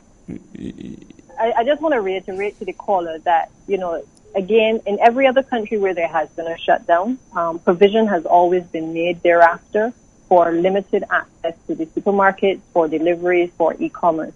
Barbados is no different. And I just want to reassure you that all of these things are being considered. As I said before, you may not have heard it because you may not have joined in late.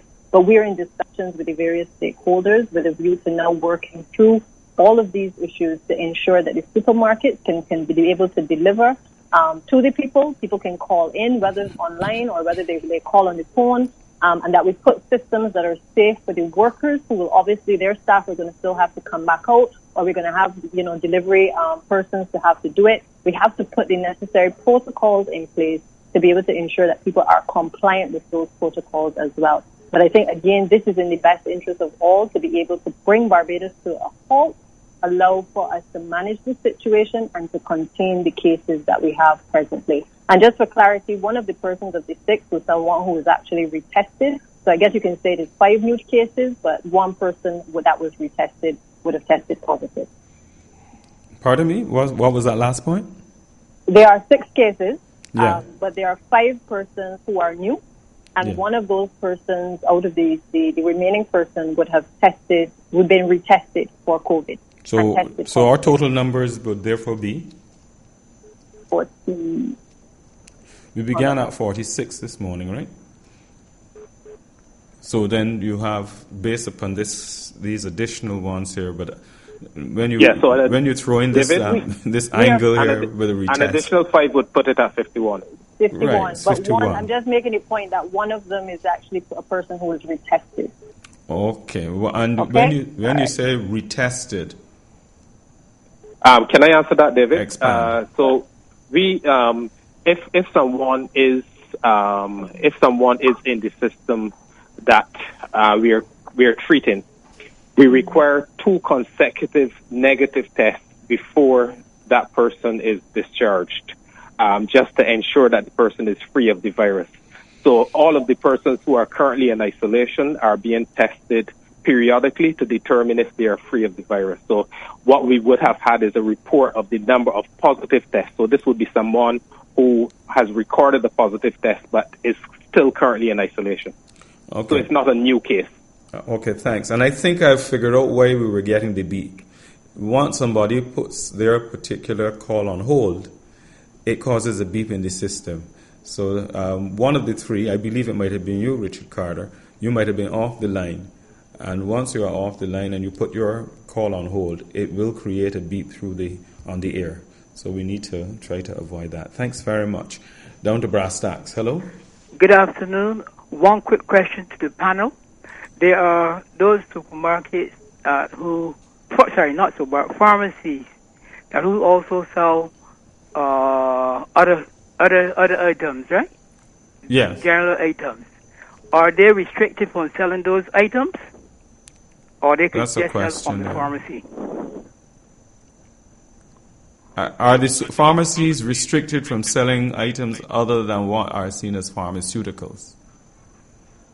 We haven't placed any restrictions on the pharmacies as to what they sell. So they can sell. We've said that the pharmacies can sell. The pharmacies are open. Okay. So there's no restriction presently on what they sell. Okay, thank you. Thank you very much. Down to Brasstacks. Hello? Well, I'm still getting the beep, so something else is at work here. It's not as strong as before, but it's still there. Hello? Hello, Brasstacks. Yes, Brasstacks. How can I help? David, I just want to make a comment. You said it wasn't all criticism, so I'm calling here from New York to let know the Attorney General did a good job here. Come speak into the phone directly because you sound a little off mic. It's not the best. I had you on speaker. That's why. I'm sorry, David. Okay. Yeah, you said it's not all criticism, so I'm calling from New York to congratulate the Air Marshal and the acting Prime Minister. I think they're doing a good job. And what aspect of the job would you consider to be good? The way you come to the media, and let people know the awareness of what's going on in a timely manner. I would think, because I listen to Brasstacks a lot. I think he's doing a good job of letting the public know what's going on, and he seems sincere about it. Yeah, well, I have somebody else here who's saying that they applaud the government's transparency on the matter. It's a difficult time, and you're going to find yourself in a situation where the choices that you make there will always be alternative perspectives on those choices, and that's where we are. We have to entertain the praise and the criticism as well, and to take that criticism, the government certainly has to take the criticism in a way that says, look, if we've done something wrong, then you've got to improve on it. So I hope that is the vein in which... I criticized before on different matters, but this one, he's doing a hell of a good job, I must tell you. All right, well, let's get some other views. Before with appointments and stuff. Yes. Yeah. All right, then, thanks a lot. Thanks for calling. What you're calling from New York, though? You need to tell me what's happening there. And I was supposed to come into Barbados on the 21st, like council, and the stores are designed along. But I'm retired now, so I just went up today to get a couple more stuff. But everything. The mayor said to wear a mask now. Everybody should wear a mask now or something to cover their face. Yes. Things is rough. The next 2 weeks is going to tell. That's going to be the story. Getting worse. Well, that's what the President of the United States said, too. Yeah. I lost, I'm hearing some friends of mine in the hospital in coma, but I can't confirm it yet. Okay. The guy PG, he died. Yes. So it's a bad situation. I think it passed me because I was sick at the end of January. So I think I did immune to it, though. Okay. That's a joke. All right. All right, well, thanks for calling. And, let the people in New York know, other Barbadians outside of this country, that we are praying for them and as concerned about them as we are for the people who are living here. Down to Brasstacks. Hello. Yes, David. Sorry. Yes. I just wanted to say that I think the Prime Minister and the Attorney General may have been inadvertently disconnected, so we're trying to have them reconnected again. And not to stop your calls, but the contribution from the caller from New York is really important in the sense of reminding us that we have before us images of what the future holds if we continue not to follow the rules that are being put in place. We are seeing what is happening in New York. We are seeing what is happening in Italy and Spain. So we are not going at this blind. We have an image of what the future holds of this disease if we are not disciplined. Well, thanks for drawing that particular point to our attention. I have looked at it as an issue that is not centered on Barbados alone, and it's very important that we keep foremost in the minds of the Barbadian public what's happening here, but how the disease is spreading in other countries as well. And the United States is one that we can relate to very easily because of all the contacts that we have with that country. And then further on is what's happening in Spain and what's happening in Italy. And, in Barbados, because of our demographics, we have to be exceedingly concerned. The rate of spread in Barbados as the COVID Czar, how do you feel about that? We are very concerned because, as I said, I believe it might have been in another forum, we have actually engaged the University of the West Indies, which has a number of epidemiologists and public health specialists, to do some modeling for us. And what those numbers show is very, very scary and very concerning. What are they showing? So, well, they're showing the potential for hundreds of deaths if we do not apply the discipline associated with physical distancing, apply the discipline with the protocols that we've been setting out. Now, models are just that. They're models, and they're not predictors, but they do give you a sense of what potentially could happen. And we have seen it actually happen in some of these places. The previous caller spoke about New York. New York has doubled the number of cases within the space of about a week. So that kind of exponential trajectory is a trajectory we've seen played out time and time again all over the world. And it is because of this, it's because of knowing what is ahead of us if we don't exercise discipline, that we have to take the measures now. One of the previous callers suggested that we should have given Barbadians a week.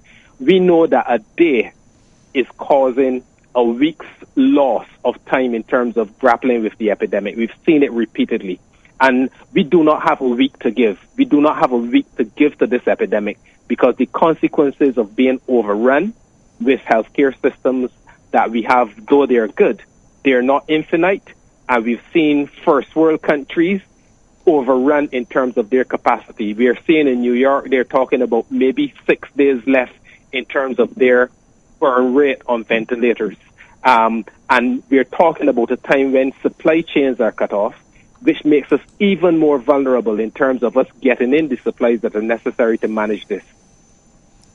Well, is there a conscious decision to try to withhold from the Barbadian public the specifics of what the epidemiologists are saying? Are you afraid that will panic us? No, I said the numbers are in the hundreds of what can happen now. The epidemiologists with all that they've done, they're constantly changing and remodeling based on information that as it evolves, because we are in the infancy, so to speak, of the epidemic, and people who do this type of modeling have to constantly revise the models based on the information that is being plugged into the system, because you only get out of the system information as accurate as what you plugged in. I also want to say, David, that we have to be careful when we are comparing the numbers of cases that we are seeing in some places. Barbados is testing at a much more aggressive and comprehensive rate than perhaps any other country in the Caribbean. I've seen figures that suggest that Barbados is testing about twice as many persons per capita as Trinidad, about probably 7 or 8 as many times per capita as Jamaica. So our testing we have conducted, I believe it is probably close to 400 tests for COVID-19. So our rate of testing and therefore our likelihood of identifying persons who are ill is quite enhanced because of the degree of testing that we are doing. Excellent. Thank you very much. Down to Brasstacks. Hello? Yes. Hello. Hello, is this You're on Brasstacks? Yes, you're on the air. Yes, hi. I just want to give my contribution. And we have all the powers that are be back online listening. They said they lost the connection to the Prime Minister issue. We're trying to get her back. Yeah, I'm here. Okay. The Prime Minister as well and everybody. Okay, good. All right. Well, we know time is short. Everybody want to get in their bit. So I'm going to be very brief.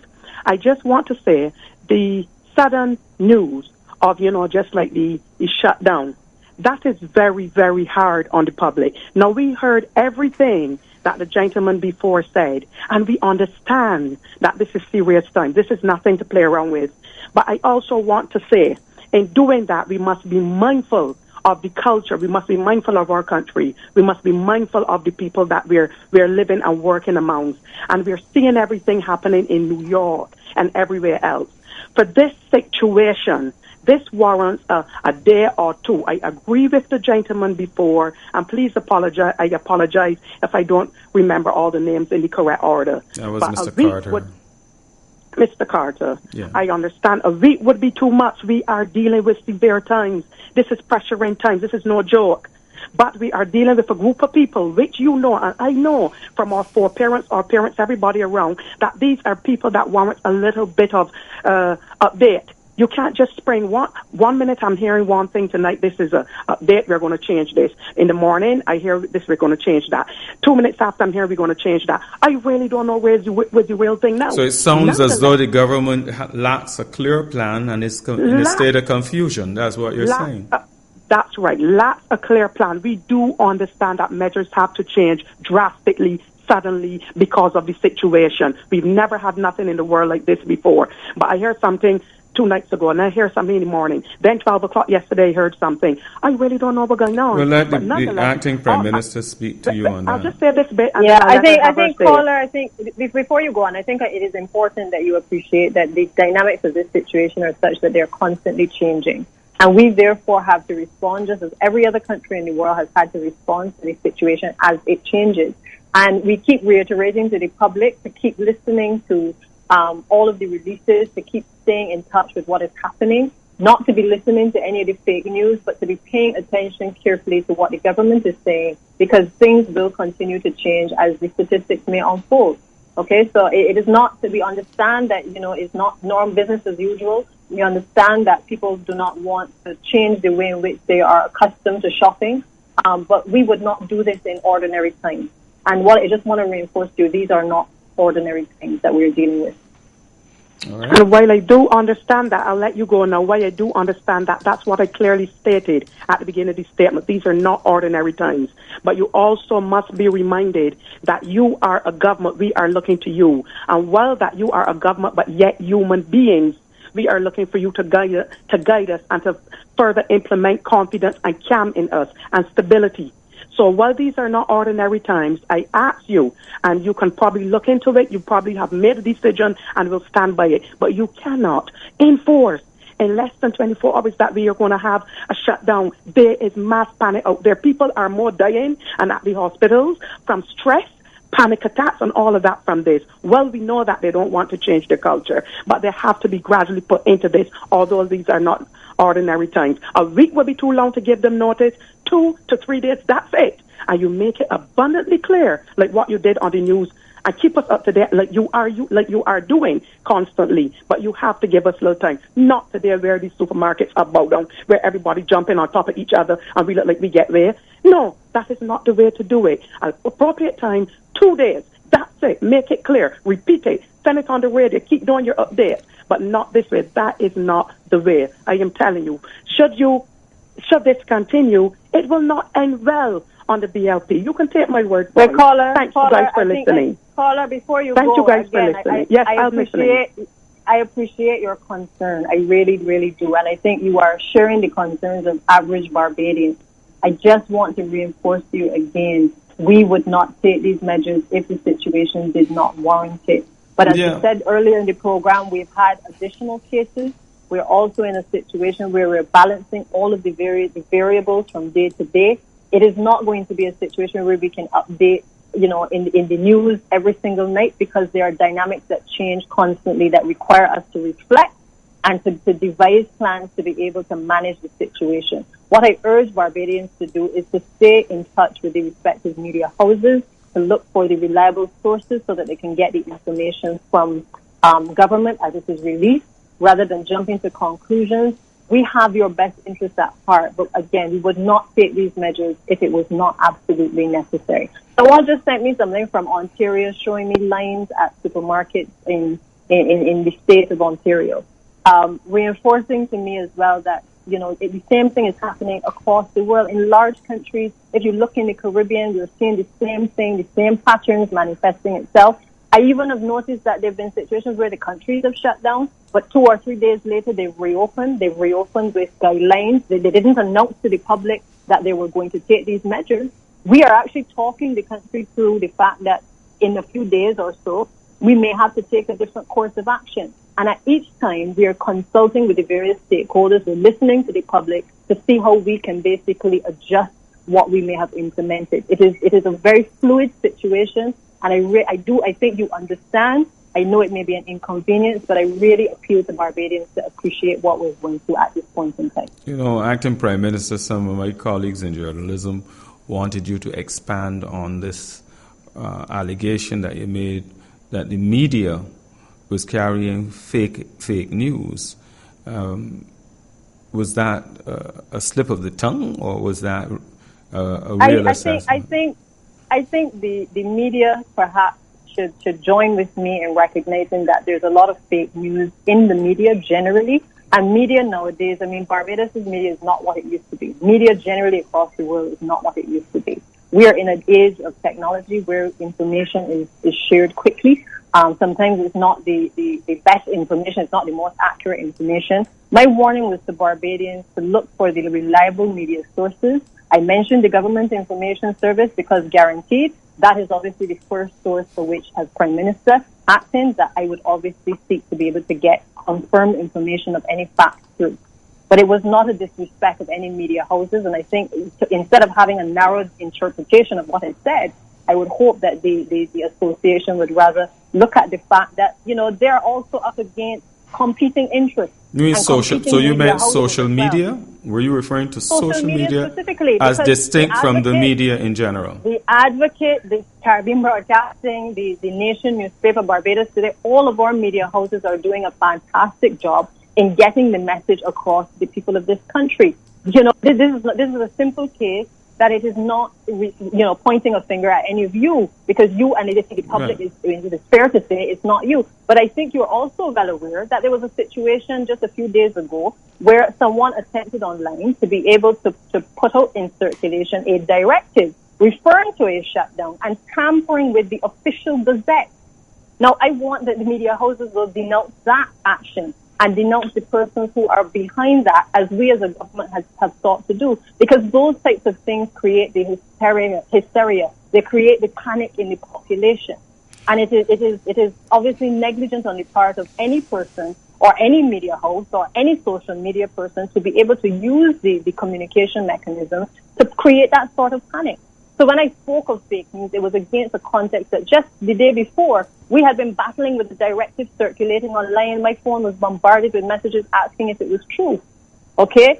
So it is not a case of the current existing media houses to which I was referring, but I was warning Barbadians, please look to reliable media in order to get your information. If it has been taken out of context, I sincerely apologize. But it was never intended to be that way. And I think the media who interface with me through all of the issues in education know that I do not in any way disrespect them when they ask me questions. I'm probably one of the most open and honest when it comes to any information, because I believe that the people have a right to know and that we must be transparent and we must also be accountable.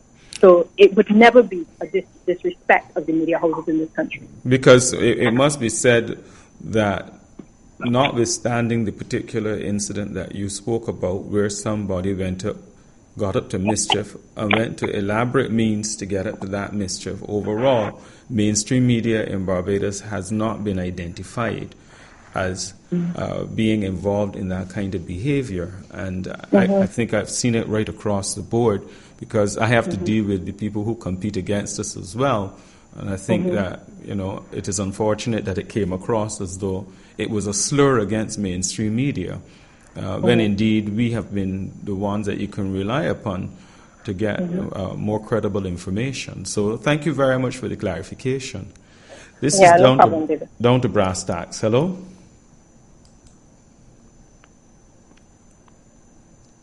Hello? Yes, hello. Good afternoon. How do I, an Irish person, determine if something is fair news or not, especially if it have not been spoken about before, and this fake news come out, and when it comes out, it sounds so convincing. So how would I know? Well, that's not for you to deal with, it's for the media houses to deal with it. You should, first of all, I see information online, and I see that it is attributed to certain organizations that I've never seen or heard about before. The first thing I do is I go and I look to see whether that organization really exists or not. And then I look to see who else has carried that information and whether they are reputable organizations. That's our job. We are supposed to make sure that, we carry authentic stuff. Now, in the case where somebody fiddles with the letterhead of a government letterhead or whatever, and it comes to the media, it is going to be interpreted as authentic, as long as it comes, I suppose you see it in your email and it looks official. So now that we have had that particular incident, we would certainly be put on guard that we may very well have to check with somebody within the agency that it is supposed to have come from to verify that they did indeed send it, and to look for more details, Perhaps if there's a number on it, call back the number and verify that is the case. So you have to rely upon the media house to do that kind of filtering for you. Yeah, but sometimes the media house don't come out right away. Well, you wait until, but you will have to wait until. No, there's but one more then thing. I am also talking about these situations where people send out voice notes and they send out videos and they send out things that are intended to create panic. All I'm saying to you is that those are the situations that we're asking Barbadians to desist from. This is social media issues and computer misuse and that sort of thing. Sure. The next thing, the next thing, right? Hello? Yes. Yeah, next thing, this social distance. I saw people bunch up together. I don't know if people are not understanding how serious this thing is. Even traveling on public transportation like ZRs and transport board buses where people are bunched up together. From what I see, if this thing continues, that's why I support the shutdown. If this thing was allowed to continue, if it didn't shut down the country, we'd be in some serious trouble. So on that point, I agree with shutting it down because you haven't had a choice. The problem here is this, Ms. Bradshaw. When the information came out that it was fake news, it turned out that eventually you came to the country and made a statement that made it seem as though it was authentic information in the first place. The timing. You may recall that? But that was more coincidence than anything else. And obviously we had to use our own sources through the Government Information Service to let the country know that information was incorrect, that the document had actually been tampered with, because the official gazette would appear online, and somebody also obviously took the time to download the document and do whatever was necessary to manipulate it to be able to create a panic in the country. Now, the person who authored it may very well have anticipated what was coming based on the Czar's comments a few days before, but it was in no way intended that, we would have created that type of panic in the country by putting it out in that medium. Of course, the government itself, by its own actions now, is accused of creating even greater panic. And we will be accused of many things, but I think when we look at this situation in a couple of weeks and a couple of months and a couple of years, I'm sure we will reflect on this as a learning curve in Barbados as well. Yeah. There is no Bible, there is no precedent, there is nothing that we can pull from. Every country across the world, every government is trying to respond to this situation because it is new. We don't have a cure for this virus. Let me ask you, we had this situation with the AIDS epidemic years ago. There were processes that were put in place in terms of public information and that sort of thing. Are we being told essentially that because that happened 35 years ago, there's nothing coming out of that experience that's relevant to what's happening today? Whatever happened to the processes and mechanisms that were put in place at that time? Were they totally irrelevant to today? I think it's a different time, and I think the fact that with HIV/AIDS, obviously you're dealing with a sexually transmitted disease. The messaging was obviously a bit different. I remember there was a phase with HIV where the authorities went through a battle as to how to get the message across. They used billboards. They told people to wrap it up. Then they went on to messaging about absenteeism. Again, because as information became available, some of the messages were not working. So I don't think the time is any different in terms of how we have to respond, because we are recognizing that some sectors in the society are listening, other people are not. Did we revisit any of that? Did we revisit any of it, or did we discard it because we said it was a sexually transmitted disease and that was different? No, but David, we're using all of the mechanisms to get the public to be educated about what is happening. I mean, the Czar can speak to it more in terms of all of the steps we've taken. Yeah, but go on, Richard. Mm-hmm. Yeah, so David, I sat on the National HIV Commission, and I basically worked on doing a lot of the design and development, the conduct of knowledge, attitudes, and perception surveys that helped to guide us through the HIV epidemic. Yeah. And now finding myself back into a situation where I am offering the government the best advice I can in relation to the measures that are taken in public health epidemics. And that is also based on the experience that I had most recently in Sierra Leone. And I can say to you that nothing that we have learned over the course of even the past 100 years, even going back to the great epidemic, the pandemic Spanish flu, that ravaged the country 100 years ago, the globe. Nothing in all of that learning is being discarded, because we are dealing with a situation where we take the best in terms of what we have available, the knowledge that we have available. So you would have seen that some of the approaches that we've taken in terms of communicating with the public and the diversity of messaging that we've used some of that has actually been borrowed from our approach that has been taken in other places.